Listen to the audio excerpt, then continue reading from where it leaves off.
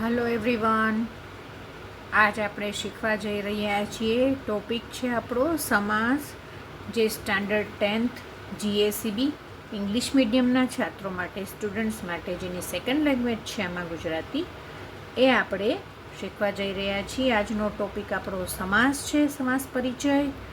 તો આપણે જોઈએ, સમાસથી છે ને આપણે 9th સ્ટાન્ડર્ડમાં પણ આપણે સમાસ શીખી ચૂક્યા છીએ. સમાસથી આપણે વિગતવાર પરિચિત છીએ. તો આજે થોડો એનો પ્રાથમિક પરિચય આપણે લઈએ કે સમાસ એટલે શું. તો સમાસ એટલે શું? સમ એટલે સાથે ને આસ એટલે બેસવું. બરાબર છે? સાથે બેસવું. કોઈ પણ બે શબ્દ હોય ને એને તમે જોડીને એક શબ્દ જ્યારે બનાવશો ને, બેયને સાથે બેસાડશો અને સાથે બેસાડ્યા પછી જે એક શબ્દ બનશે ને ને સમાસ કહેવામાં આવે છે. જો સમાસની વ્યાખ્યા આ રીતે કરી શકીએ છીએ આપણે. શું કે જુદા જુદા અર્થવાળા બે કે તેથી વધુ શબ્દો જોડાઈને એક નવો શબ્દ બને છે, જેને સમાસ કહેવામાં આવે છે. બંને પદો મળીને બનેલા પદને સમસ્ત પદ અથવા તો સામાસિક પદ કહેવામાં આવે છે. ટૂંકમાં બે શબ્દ છે જેને તમે જોઈન્ટ કરશો, જોઈન્ટ કર્યા પછી એને ભેગા કર્યા પછી એક જે શબ્દ બનશે એને સમાસ કહેવામાં આવે છે. આજે આપણે અહીં 4 પ્રકારના સમાસ ભણવા જઈ રહ્યા છીએ. તે સમાસને આપણે 9th સ્ટાન્ડર્ડમાં પણ શીખી ચૂક્યા છીએ. જેમ કે દ્વંદ્વ સમાસ છે, તત્પુરુષ સમાસ છે. તત્પુરુષ સમાસ છે ને કર્મધારય સમાસનો એક પાર્ટ છે. બરાબર છે? તો ચાલો આગળ વધીએ કે સમાસના પ્રકાર જે આપણે અહીં ભણવાના છે તે કેટલા છે. તો સૌથી પહેલો દ્વંદ્વ સમાસ છે, બીજો તત્પુરુષ સમાસ છે, ત્રીજો મધ્યમ પદલોપી સમાસ છે અને ચોથો દ્વિગુ સમાસ છે. બરાબર છે? તો સૌથી પહેલાં આપણે અહીં અધ્યયન કરશું દ્વંદ્વ સમાસને. ઠીક છે? તમારી જે 10th સ્ટાન્ડર્ડની ટેક્સ્ટ બુક છે તેમાં સુંદર રીતે અને વ્યવસ્થિત રીતે તમને સમાસ સમજાવવામાં આવ્યા છે. તો આપણે ટેક્સ્ટ બુકમાંથી જ એ સમાસને શીખશું. તો સમાસમાં સૌથી પહેલાં દ્વંદ્વ સમાસ આપેલો છે. જો તમે ગયા વર્ષે દ્વંદ્વ, તત્પુરુષ આદિ સમાસનો અભ્યાસ કર્યો છે. તમને યાદ હશે કે જ્યારે સમાન વ્યાકરણી મોભા ધરાવતા બે પદ જોડાય અને તેનો અને, કે અથવાથી વિગ્રહ થાય ત્યારે તેને દ્વંદ્વ સમાસ કહે છે. તમને બે શબ્દ આપેલા હોય ને એ બે સરખું મહત્ત્વ ધરાવતા હોય છે. બરાબર છે? જેમ કે હું એમ કહું કે તમને અહીંયા આપેલું છે કે લાંબો અને ટૂંકો, તો લાંબાનું પોતાનું મહત્ત્વ છે ને ટૂંકાનું પણ પોતાનું મહત્ત્વ છે. બરાબર છે? એક એન્જિનિયર છે, એક ડૉક્ટર છે. બેને છૂટા પાડી દો, એકને તમને એન્જિનિયર કહો એને અને એકને ડૉક્ટર કહો, તો એન્જિનિયરનું પોતાનું મહત્ત્વ છે. એન્જિનિયર વગર ન ચાલી શકે. જે ઇક્વિપમેન્ટ છે, સાધન સામગ્રીઓ છે જે ડૉક્ટર યુઝ કરી રહ્યા છે એ એન્જિનિયરે બનાવેલી છે અને ડૉક્ટર વગર પણ ચાલતું નથી. તો અહીંયા બે શબ્દો છે, બેયનો સમાન પોતપોતાનું ઇમ્પોર્ટન્સ અને મહત્ત્વ હોય છે. હવે એ બે શબ્દોને તમે જ્યારે વિગ્રહ કરો, જ્યારે છૂટા પાડો ને ત્યારે વચ્ચે અને, કે અથવા એવા શબ્દ ઉમેરી શકો છો. એને ઉમેરીને તમે જ્યારે એને છૂટા પાડી શકો ત્યારે દ્વંદ્વ સમાસ બને છે. તો તમારે અહીંયા યાદ રાખવાની બાબત દ્વંદ્વ સમાસની એટલી છે કે અને, કે અથવા શબ્દ યુઝ કરીને તમે જે અહીંયા શબ્દ તમને આપેલો છે વાક્યમાં, બરાબર છે, તેમને છૂટો પાડી શકશો તો એને દ્વંદ્વ સમાસ કહેવામાં આવશે. જો અહીંયા સુંદર રીતે આપણે ટેક્સ્ટ બુકમાં જ ઉદાહરણો આપણે આપેલા છે તો તે વાંચીએ અને જોઈએ કે ગામને જાણે લાંબો ટૂંકો ઇતિહાસ પણ નથી. તો લાંબો ટૂંકો છે એનો તમે વિગ્રહ કરો, એને છૂટા પાડો તો અને, કે અથવા શબ્દ મૂકી શકો છો. જોઈએ આપણે લાંબો ટૂંકો, લાંબો કે ટૂંકો. બરાબર છે. તો કે શબ્દ, અને શબ્દ અથવા શબ્દ વાપરીને જે શબ્દને તમે છૂટો પાડી શકશો તેને દ્વંદ્વ સમાસ કહેશું. બીજું સેન્ટેન્સ છે, દિન દુખિયાના આંસુ લોતા અંતર કદી ન ધરાજો, મારું જીવન અંજલિ થાજો. જીવન અંજલિ થાજો કાવ્યમાંથી લીધેલી આ પંક્તિ છે. દિન દુખિયા, તો તમે જ્યારે એનો વિગ્રહ કરશો તો દિન કે દુખિયા એમ લખી શકશો. ત્રીજું વાક્ય છે, જે બાળક નિરાધાર હોય તેના માલ મિલકત જપ્ત કરી લેવા. તો માલ અને મિલકત એમ તમે એનો વિગ્રહ કરી શકશો, એટલે એ બનશે દ્વંદ્વ સમાસ. કાનજીના સગા સંબંધીમાં જુઓ તો એકનો એક પુત્ર પમો, તો સગા સંબંધી. બરાબર છે. તો સગા કે સંબંધી તમે એવી રીતે બોલી શકશો. આ કાળા કાયદાના સકંજામાંથી છૂટવા શું કરવું તેના વિચારો જેઠીમાના અંતરમાં રાત દિવસ ખોડાતા હતા. રાત અને દિવસ, તો જે શબ્દને તમે અને કે અથવા લગાડીને વિગ્રહ કરી શકશો, છૂટો પાડી શકશો, તેને દ્વંદ્વ સમાસ કહેવામાં આવશે. આગળનો આપણો ટોપિક છે સમાસનો, જે આપણી ટેક્સ્ટ બુકમાં સુંદર રીતે આપેલો છે, ઇઝીલી તમે શીખી શકો એ રીતે આપેલો છે. તો એ છે તત્પુરુષ સમાસ. તો તત્પુરુષ સમાસની અંદર જે સમાસનું પૂર્વપદ ઉત્તરપદ સાથે વિભક્તિથી જોડાયેલું હોય તેને તત્પુરુષ સમાસ કહે છે. બરાબર છે. વિભક્તિ તમને યાદ હશે, આપણે વિભક્તિ જે શીખીએ છીએ તે હિન્દી, ગુજરાતી અને સંસ્કૃત ત્રણેયમાં એક સરખી હોય છે. બરાબર છે. જેમાં સપ્તમી વિભક્તિ સુધીના હોય છે શબ્દો, અને એનો સંબંધ અને વિભક્તિના પ્રત્યય હોય છે. જે હિન્દીમાં આપણે શીખીએ છીએ કર્તા ને, કર્મ કો, કરણ સે, સંપ્રદાન કે લીએ, એ જ વિભક્તિ અહીંયા ગુજરાતીમાં અને એ જ વિભક્તિ આપણે સંસ્કૃતમાં પણ ફોલો કરવાની છે. બરાબર છે. તો આમાં શું કહે છે કે જે સમાસનું પૂર્વપદ ઉત્તર પદ સાથે વિભક્તિથી જોડાયેલું હોય તો પૂર્વપદ કયું અને ઉત્તરપદ કયું. જેમ કે ગંગાજળ, મેં એક શબ્દ વાપરેલો છે અહીં, કયો? ગંગાજળ. તો એમાં જે ગંગા છે એ પૂર્વપદ થયું અને જળ છે એ ઉત્તરપદ થયું. તો ગંગાનું જળ. જોયું તમે? આ પૂર્વપદ અને ઉત્તરપદને મેં વિભક્તિથી જોડ્યું, ગંગાનું જળ. સમજાય છે તમને? એટલે પૂર્વપદ અને ઉત્તરપદ એ બેઉને વિભક્તિના પ્રત્યયથી તમે જોડી શકો ને, એને તત્પુરુષ સમાસ કહેવામાં આવે છે. અહીં આપણે પ્રથમા, દ્વિતીય, તૃતીય, ચતુર્થ, પંચમી, ષષ્ઠી ને સપ્તમી વિભક્તિ, સંબંધ કર્તા છે, કર્મ, કરણ, તાદર્થ્ય, અપાદાન, સંબંધ ને અધિકરણ, અને એ વિભક્તિના પ્રત્યયો આપણે અહીંયા આપેલા છે. એ, ને, થી પ્રથમા છે, શૂન્ય એટલે નથિંગ ચેન્જ, અને ને એ દ્વિતીયા થઈ, થી વડે તૃતીયા, માટે ચતુર્થી, થી થકી એ પંચમી, ન ઓ ઈ ઉ આ ષષ્ઠી, મા એ પર એ થઈ અધિકરણ સપ્તમી. ખ્યાલ આવ્યો? જે આપણે વિભક્તિઓ ગુજરાતી ગ્રામરમાં શીખીએ છીએ તે જ અહીંયા આપેલી છે, અને તેના પ્રત્યય અહીંયા આપણે આપેલા છે, यहाँ पर આપને દીધેલા છે. તો આપણે આગળ વધીએ અને જોઈએ. જ્યારે સમાસનો યોગ્ય અર્થ મેળવવા માટે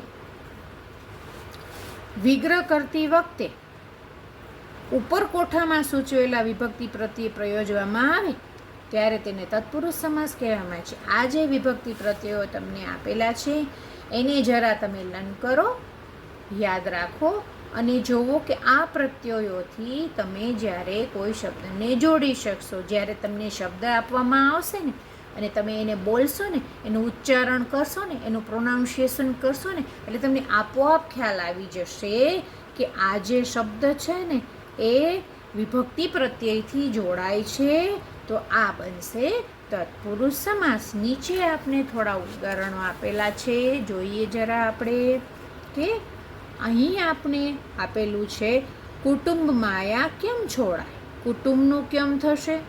તો કુટુંબ માયા. બરાબર છે. તો આને જ્યારે તમે વિગ્રહ કરશો, છૂટો કરશો, ત્યારે વચમાં તમે શું મૂકશો? કુટુંબની માયા. તો જે ની છે, એ છે, ને છે, થી છે, વડે છે, માટે, થી, થકી, એ, ન, માં, એ બધા જે વર્ડ, જે પ્રત્યયો મૂકીને તમે આને બોલી શકશો ને, કુટુંબની માયા. જોયું તમે? તો વિભક્તિ પ્રત્યયને મૂકીને તમે એને વિગ્રહ કરશો ત્યારે તે તત્પુરુષ સમાસ બનશે. સૌ એકમેકની સામે ચિંતાતુર નયને જુએ છે. ચિંતાથી આતુર છે ને. ચિંતાતુરને મેં એનો શબ્દનો વિગ્રહ કર્યો, શબ્દને છૂટો પાડ્યો, તો વચમાં હું જે વિભક્તિ પ્રત્યય છે તેને મૂકી શકું છું. ચિંતાથી આતુર. બરાબર છે. કન્યાનો પક્ષ, વ્યવહારમાં ડાયા, લગ્નની વિધિ. તો આ પ્રત્યયો તમારે યાદ રાખવાના છે વિભક્તિના. તમે ભણી ચૂક્યા છો, આનાથી બરાબર પરિચિત છો વિભક્તિના પ્રત્યયથી. તો વિભક્તિના પ્રત્યયનો ઉપયોગ કરીને જે શબ્દનો વિગ્રહ કરી શકો એને તત્પુરુષ સમાસ કહેવામાં આવે છે. એના પછીનો આપણો ટોપિક છે મધ્યમ પદલોપી સમાસ. તો મધ્યમ પદલોપી સમાસ છે, તો એનો જે ટોપિકનું નામ છે ને તેના ઉપરથી તમને ખ્યાલ આવી જશે કે મધ્યમ પદનો લોપ થાય છે. તમને જે સેન્ટેન્સ આપવામાં આવે છે તે લાંબુ છે, વ્યવસ્થિત રીતે સમજાવેલું છે, અને જે વ્યવસ્થિત રીતે સમજાવેલું છે ને એ સેન્ટેન્સમાંથી, એ વાક્યમાંથી તમે મધ્યમ પદનો લોપ કરી નાખો છો, મધ્યમ પદને તેમાંથી કાઢી નાખો છો, અને તેના પછી તમને જે એક શબ્દ મળે છે ને તેને મધ્યમ પદલોપી સમાસ કહેવામાં આવે છે. જેમ કે હું એમ કહું કે ટપાલ પેટી, તો સવિસ્તાર મેં સેન્ટેન્સ બોલ્યું કે ટપાલ નાખવાની પેટી. બરાબર છે. તો ટપાલ નાખવાની જે પેટી છે તેમાંથી જો તમને અહીંયા સુંદર રીતે સમજાવેલું છે કે ટપાલ નાખવા માટેની પેટી, એને મેં જે મધ્યમ પદ છે એનો લોપ કરીને ટપાલ પેટી એવું મેં એક શબ્દ બનાવ્યો. તો મધ્યમ પદનો લોપ કરી નાખો ને તો પણ તમને અન્ડરસ્ટેન્ડિંગ થાય છે, તો પણ તમને સમજાય છે કે અહીંયા ટપાલ પેટીની વાત કરી છે. ટપાલ પેટી એટલે ટપાલ નાખવાની પેટી. તો જે લાંબુ સેન્ટેન્સ હતું તેના મધ્યમ પદનો લોપ કરીને મેં એને એક શબ્દમાં સમજાવી દીધું, તો તેને કહેવામાં આવે છે મધ્યમ પદલોપી સમાસ. બરાબર છે. નીચે તમને થોડાક મધ્યમ પદલોપી સમાસના દ્રષ્ટાંતો, ઉદાહરણો આપેલા છે, જે આપણે જોઈશું કે કલ્પના ઈચ્છા મુજબનું આપનાર વૃક્ષ. બરાબર છે. તો જ્યારે આ લાંબુ સેન્ટેન્સ બોલશો ને તો પણ જે અર્થ નીકળે છે ને એ જ અર્થ તેને મધ્યમ પદનો લોપ કરીને બોલશો ને કે કલ્પવૃક્ષ, તો પણ તમને સમજાઈ જશે. બરાબર છે. આવક અનુસાર ભરવો પડતો વેરો, તો આવક વેરો મધ્યમ પદનો લોપ થઈ ગયો, આવક વેરો. બરાબર. તો સિંહ આકારનું આસન, તો મધ્યમ પદનો લોપ કરીને એ બને છે સિંહાસન.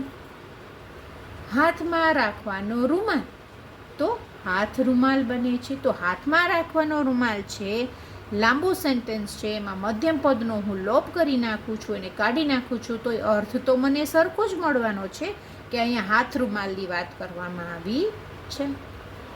ધારા કાયદો ઘડવા માટેની સભા, તો એનો શબ્દ થશે ધારા સભા. તો આ કર્યો આપણે મધ્યમ પદનો લોપ. નીચે તમને થોડાક ઉદાહરણો આપેલા છે જે આપણે જોઈએ. જેમ કે એમની પાછળ સુહાગણો વિદાય ગીતો ગાતી હતી. આ એક સેન્ટેન્સ તમને આપેલું છે. બરાબર છે. હવે જ્યારે તમારે મધ્યમ પદ લોપી સમાસમાં એને કન્વર્ટ કરશું ને તો કેવી રીતે બનશે? તો તે સેન્ટેન્સ આવી રીતે બને છે કે વિદાય આપતી વેળાએ ગવાતું ગીત તો મધ્યમ પદનો લોપ થઈ જશે અને બની જશે શું? વિદાય ગીત. બરાબર છે. પછી કોઈના મરણ પછી તેના સગા સંબંધી દ્વારા મોટેથી રડીને મુકાતી પોક તો એ બની જશે મરડપોક. જોયું? મેં મધ્યમ પદનો લોપ કર્યો છે, છતાં પણ તેનો અર્થ જે મેં એક શબ્દમાં આપ્યો એ જ અર્થ અહીંયા પ્રસ્તુત થશે મરણપોકની અંદર. તો અર્થમાં કોઈ ફેરફાર થતો નથી. જ્યારે તમે આખા સેન્ટેન્સને એક શબ્દમાં કન્વર્ટ કરો છો, મધ્યમ પદનો લોપ કરી નાખો છો, છતાં અર્થ તમને એ જ અહીંયા મળશે જે સેન્ટેન્સમાં મળતો હતો. શિષ્યને અભ્યાસ માટે મળતી વૃત્તિ શિષ્યવૃત્તિ. હસ્ત હાથ પર પહેરાતી ઘડી હસ્તઘડી. તામ્ર પર લખાયેલો પત્ર તામ્રપત્ર.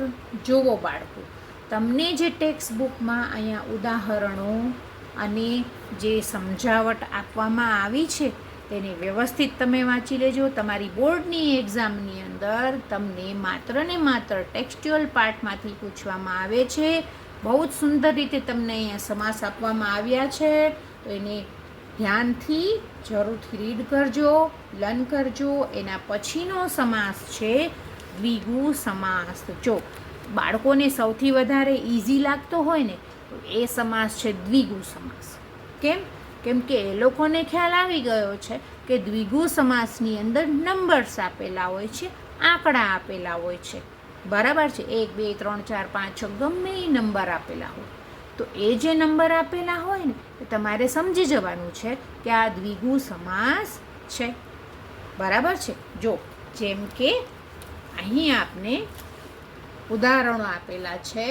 શું કે પંચામૃત. પંચ એટલે 5 નંબર થઈ ગયો. તો સમજી જવાનું છે કે અહીં નંબર આવ્યો એટલે દ્વિગુ સમાસ છે. ત્રિભુવન. ત્રિ એટલે 3, ત્રિ એટલે 3, પંચ એટલે 5, ષટ એટલે 6, સપ્તાહ એટલે 7, નવરાત્રિ એટલે 9. તો તમે જોયું કે અહીં નંબર આપવામાં આવેલા છે. પછી નંબર એવું નથી કે લાઈનમાં જ હોય. નંબર ગમે એ લોકો લખી શકે છે જ્યારે આપને ક્વેશ્ચન પૂછવામાં આવે ત્યારે. તો તમારે સમજી જવાનું છે કે જે સમાસની અંદર નંબર્સ બતાવવામાં આવ્યા હોય, નંબર્સ આપવામાં આવ્યા હોય ત્યાં દ્વિગુ સમાસ બને છે. અને જુઓ નીચે તમને એક ઓર ઉદાહરણ આપેલું છે જે આપણા એન્શન્ટ પીપલ, જે આપણા જૂના જમાનાના માણસો હોય ને એ 2 પડીને 4 પડીને એવી રીતે શબ્દો બોલતા. તો તેમાં જો જે વાંચે ચોપડી ચોપડી ચોપડી ખાય, જે ન વાંચે ચોપડી તે 2 પડી કર્માશાય. અહીં અધોરેખિત ચોપડી એટલે 4 પડી. બરાબર છે? 4 પડીની રોટલી પણ બને. ઘી લગાડીને એક ઉપર એક થર કરો ત્યારે 4 પડીની રોટલી પણ બની શકે છે. એવી જ રીતે 2 પડી એટલે ઘંટી.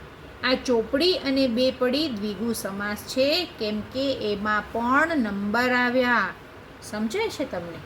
જે સમાસની અંદર તમને ચોખ્ખા ને ચટ નંબર્સ આપેલા હોય ને એ દ્વિગુ સમાસ બનશે.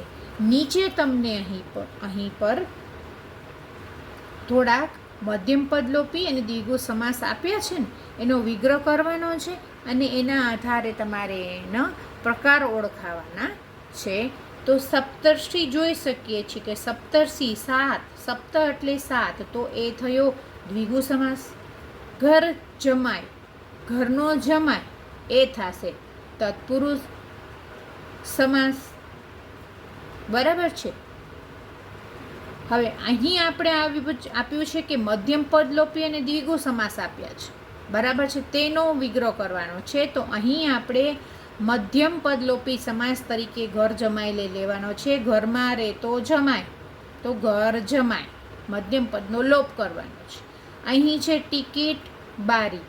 બરાબર છે? ટિકિટ મેળવવા માટેની બારી ટિકિટ બારી, તો એ થશે મધ્યમ પદલોપી સમાસ. ત્રિકોણ, એટલે 3, તો ઓબ્વિયસલી यहाँ પર ત્રિકોણ એટલે એ થશે દ્વિગુ સમાસ. પંચેન્દ્રિય, 5ની વાત છે, બરાબર છે 5, તો એ થશે દ્વિગુ સમાસ. બે પડી, દ્વિગુ સમાસ. લોકો માટે ગવાતું ગીત, લોકોના મુખેથી ગવાતું ગીત, લોકગીત, એ થશે મધ્યમ પદલોપી. વરાળ દ્વારા ચાલતું યંત્ર, વરાળ યંત્ર, એ થશે મધ્યમ પદલોપી સમાસ. શતાબ્દી એટલે 100ની વાત કરવામાં આવી છે, શત એટલે 100, એ બનશે આપણો દ્વિગુ સમાસ. અને આમંત્રણ માટેની પત્રિકાનું થશે આમંત્રણ પત્રિકા, એ છે મધ્યમ પદલોપી સમાસ. તો જે સમાસ આપણે અહીંયા લર્ન કરવાના છે 10th સ્ટાન્ડર્ડની અંદર, એ બહુ જ ઇઝી છે. તો તમે આને સરખી રીતે વાંચી જશો એકવાર, તો તમે આસાનીથી તમારું પેપર લખી શકશો અને પૂરેપૂરા માર્ક્સ મેળવી શકશો. તો આ હતો આપણો સમાસનો ટોપિક. નવા ટોપિક સાથે ફરી મળીશું. ત્યાં સુધી બાય બચ્ચો.